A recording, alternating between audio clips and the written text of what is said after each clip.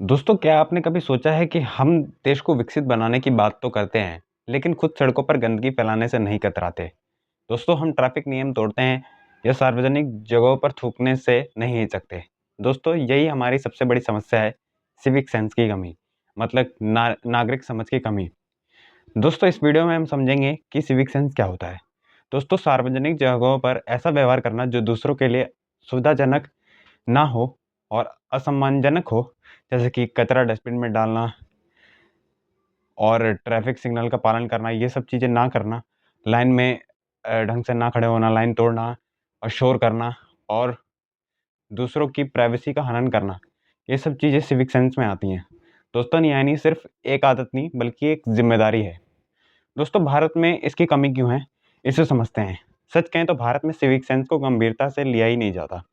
लोग सोचते हैं कि थोड़ा बहुत तो चलता है, लेकिन यही थोड़ा बहुत धीरे-धीरे पूरे सिस्टम को गंदा कर देता है। स्कूलों में हमें मैथ, साइंस तो सिखाई जाती है, पर नागरिकता की असली मतलब नहीं सिखाया जाता। घर में भी बच्चे देखकर ही सीखते हैं। जैसे कि पापा सड़क पर पान थूक रहे हैं, तो बच्चा भी देखकर वही करेगा। दोस्तों, इसका असर क्या पड़ता है, इस पे बात करते हैं। इसकी वजह से ट्रैफिक जाम बढ़ता है, सड़कें गंदी रहती हैं और विदेश से आने वाले लोग सोचते हैं कि भारत अभी भी पिछड़ा हुआ देश है। दोस्तों, असल बात तो ये है कि देश पिछड़ा नहीं है, हमारे विचार पिछड़े हुए हैं। दोस्तों, सिविक सेंस कैसे लाया जाए, इस पर बात करते हैं। दोस्तों, अगर हमें बदलाव लाना है तो शुरुआत खुद से ही करनी होगी। सड़क पर कचरा दिखे तो उसे उठाकर डस्टबिन में डालो। किसी को ट्रैफिक में नियम तोड़ते हुए देखो तो पोलाइटली समझाओ और बच्चों को सिखाओ कि देश बदलना है तो अपनी आदतें बदलो। दोस्तों, हमें याद रखना होगा कि सिविक सेंस कोई सरकारी योजना नहीं है, हर नागरिक की आदत बननी चाहिए।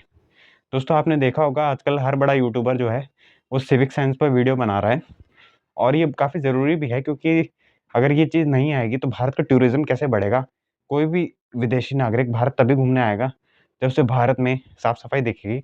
अगर उसे दिखेगा कि सड़कें यहाँ पे ठीक नहीं हैं, हर जगह पान की पिचकारी फेंकी हुई है, तो कोई क्यों भारत आना चाहेगा?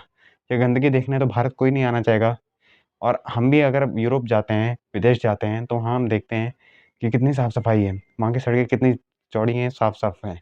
वहाँ पर हमें कचरा ढूँढने से भी नहीं मिलेगा और यहाँ पर हमें कचरा हमें घर से निकलते ही दिख जाता है। दोस्तों, भारत दुनिया की चौथी सबसे बड़ी अर्थव्यवस्था है और जब इतनी बड़ी अर्थव्यवस्था है, तो हमें इसकी एक इमेज भी क्रिएट करनी चाहिए। पूरी दुनिया में जो यूट्यूबर्स आते हैं, फॉरेन यूट्यूबर्स, वो हमारे देश की ऐसी इमेज लेकर जाते हैं, जिससे हमारे देश की बहुत ज़्यादा बदनामी होती है। आपने कई सारे ऐसे वीडियोज़ देखे होंगे, जिसमें जो भारतीय हैं, वो विदेशी पर्यटकों का मज़ाक उड़ा रहे हैं और उनके साथ दुर्व्यवहार कर रहे हैं। दोस्तों, हमें इस चीज़ को रोकना होगा और जैसे ही हम देखें कि कोई भारतीय किसी विदेशी यूट्यूबर या फिर विदेशी महिला या फिर विदेशी जो टूरिस्ट आए हैं, उनके साथ दुर्व्यवहार कर रहा है, हमें उसे रोकना चाहिए। दोस्तों, हमें सिविक सेंस को एक आदत बनाना होगा, क्योंकि इसी से हमारे देश की पहचान बनेगी। अगर हम भारत को और भी ज़्यादा विकसित देखना चाहते हैं और तीसरी सबसे बड़ी अर्थव्यवस्था जर्मनी है, हमें अगर जर्मनी को पीछे छोड़ना है, तो हमें सिविक सेंस को बढ़ावा देना होगा। जापान भले ही हमसे अर्थव्यवस्था में पीछे हो, लेकिन जापान की सिविक सेंस काफ़ी ज़्यादा अच्छी है। आपने कई सारे ऐसे वीडियो देखे होंगे जिसमें लोग सफ़ेद जुराब पहनकर जापान की सड़कों पर चलते हैं और फिर दिखाते हैं कि उनके सफ़ेद जुराब सफ़ेद की सफ़ेद ही है, बिल्कुल भी काली नहीं पड़ी। दोस्तों, ये जापान की साफ-सफाई को दर्शाता है कि जापान कितना साफ़ है। जबकि भारत में अगर आप वही सफ़ेद जुराब पहनकर सिर्फ़ खड़े हो जाएँ, तो आपकी बस एक पाँव रखते ही आपकी जुराब जो है वो गंदी हो जाएगी। तो ये बताता है कि भारत में कितनी गंदगी है और इस गंदगी को हमने ही फैलाया है और हमारी ये ज़िम्मेदारी है कि हम इस गंदगी को साफ़ भी करें। दोस्तों, तो आप सबसे विनती है कि आप सब कमेंट सेक्शन में बताएँ कि ऐसे कौन-कौन से तरीके हैं जिससे हम सिविक सेंस को और भी ज़्यादा बढ़ावा दे सकते हैं। और जो आजकल बहुत ही ज़्यादा मुहिम चली हुई है सिविक सेंस पे ऊपर वीडियो बनाने की, तो सिर्फ़ वीडियो बनाने से काम नहीं चलेगा और ना ही वीडियो देखने से काम चलेगा। हमें इस चीज़ को अपने दिनचर्या में भी अपनाना होगा। तो दोस्तों, इसी के साथ वीडियो को मैं एंड करता हूँ और लास्ट में मैं कुछ कहना चाहूँगा कि देश वही आगे बढ़ता है, जहाँ लोग सिर्फ़ अपने हक नहीं, अपनी ज़िम्मेदारियाँ भी समझते हैं।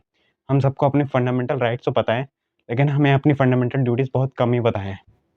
तो दोस्तों, तो चलिए, आज से हम वादा करते हैं कि हम सिर्फ़ अच्छे नागरिक नहीं, बल्कि सजग नागरिक भी बनेंगे।